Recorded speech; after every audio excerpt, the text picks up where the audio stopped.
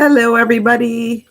So this is actually 2 in 1 day. So I'm actually doing good with this Advent journaling, but what I couldn't resist was coming on and talking about. So I work with kids and families and things like that, but the thing that comes up often is how is screen time.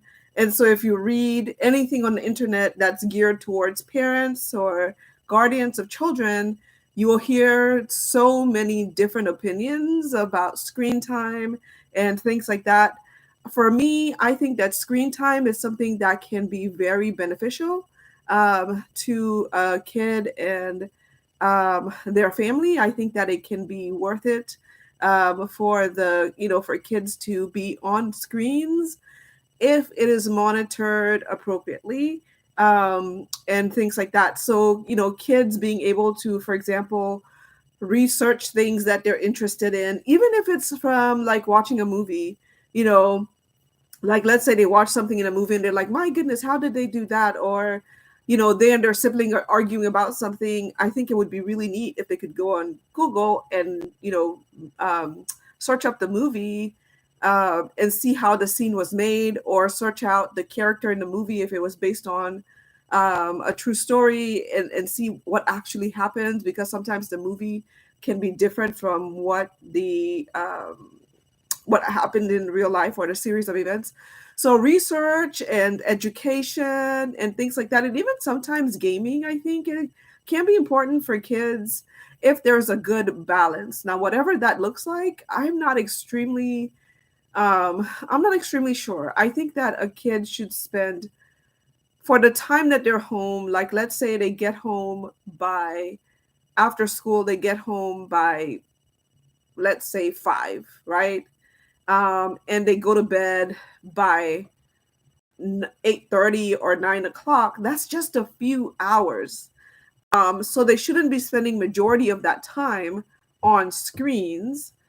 They can spend some of that time on screens. I believe that majority of a child's time should be spent sitting down with parents and siblings and having conversations and playing games and doing things like that. And very little time should be spent on screens.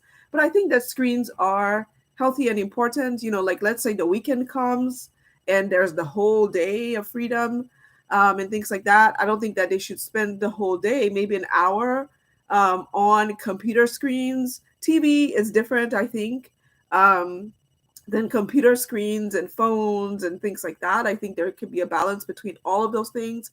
I still believe that on the weekends that kids should have time to um, go outside, get some exercise, go to the gym, whatever it is that's needed for them to get their bodies moving and things like that. But then also weekends are times, I think, for kids to participate in household things like chores and helping out with everything that's going on in the household. I don't think that mothers should be the ones doing everything in the house. I think that kids should participate in cleaning their rooms, washing the dishes, vacuuming, things like that. And they're gonna hate it.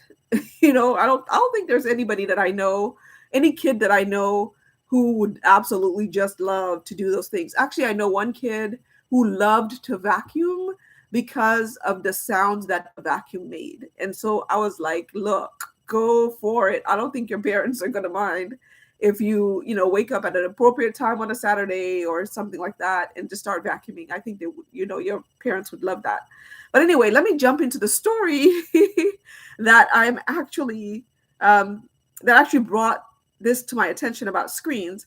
So this is from um, blackdoctors.org, and they're featuring a story that says a 9-year-old girl uses her dad's face to unlock the phone and save the family's life.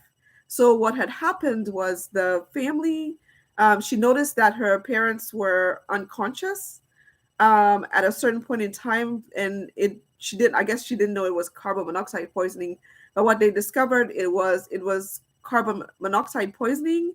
And so she actually was quick enough to think and unlock the phone using her dad's face, and she was able to call the authorities, and they could come in and they could help her. Now, that's a kid who's very familiar with their technology, and she uses the technology really, really well, and things like that. So um, it so in that way, kids being very familiar with technology can be something that is helpful and things like that. I can remember being a kid and also being, substituting in the schools and being a teacher. One of the songs or things we used to tell the kids was about calling 911. If you see something that's, strange, or if something, is going on in your household, if somebody's injured, if you can't wake somebody up, or, if, things like that, call 911 if you feel like there's danger. And so in back in those days, in my days, it was call 911 from a landline phone, and there wasn't internet and the opportunity to upload anything. And so you just dialed 911 and things like that. On our cell phones these days, you can, on our cell phones these days, of course, you can look everything up and things like that. But even if your phone doesn't have any connections, like with the internet, or if you don't have a phone plan or something like that for some reason, you can use your phone for emergencies. You can find some Wi-Fi or something's going to be around you at some point, and you can kind of log in there if it's a free Wi-Fi system, and you can call 911 and different things. So you can use your phones in case of an emergency, if your plan's cut off and there's a danger happening or different things like that. Speaking of calling 911, I will call 911. I have done it twice in my life. The first time that I did it, it was it was the place that I was living at the time, which is different from where I'm currently living. But there was just a lot of shouting and screaming and, all kinds of things going on. And I was like, wait a minute. I don't like what I'm hearing. It doesn't sound like it's calming down, or anything like that. And so I called 911 at that time. The other time I called 911, I was, out and about, and I saw somebody that was just laying there. They're just laying there on the floor. I tapped them and they didn't respond. And so I called, at that time, I called 911. And so it's just those kind of things. Like, I will call. I'm not going to wait to see if anybody else is going to call. I'm not going to. And it might be related to the fact that I've done case management, where we had to go to people's homes to do our case management. And when you're going into people's homes in certain neighborhoods and things like that, you're kind of, vigilant. You're aware of your surroundings and, different things like that. So it might be the reasons why I might be more open to calling 911 than anybody else. But I won't, I'll look at the situation and say, okay, is this, like, for example, the neighbors that I was talking about, like, is this situation getting better? Is it being handled better than what it is? And it just wasn't. And so I called 911. Another thing that prompts me to call 911, and I'm really sorry, I cannot remember the name of this family, but they shared a story. I heard this story in my gender class, in one of my sociology classes that I took when I was in college. And this young lady had a boyfriend that was very violent and abusive, and he ended up beating her in the courtyard of her apartment complex. And the neighbors were there.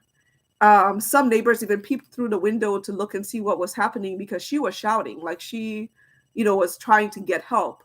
But nobody called. Nobody, reached out to 911.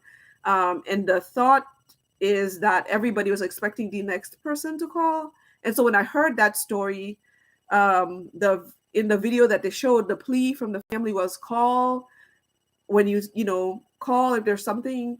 Another reason why I would call 911 in a heartbeat is because, based on my job, I am a what is it called? Designated to report or something. So if you see something, say something, report what you see and different things like that. So I will call if I see something. You should do the same thing, because it's better to call and the police come and they investigate and they find nothing wrong, than to not call and then somebody gets seriously injured, or something like that, when it could have been prevented. So thank you guys for listening. Put in the comments if you've ever had to call on an emergency. If you've ever been in a situation where you were able to help somebody else who was struggling with something that they desperately could not do on their own, and you're able to reach out to them and give them the help that they need and things like that. But call 911. Call 911 and let them know, hey, there's something happening, and then they can decide whether they want to come out or not. But don't hesitate to call if you feel like somebody's in danger.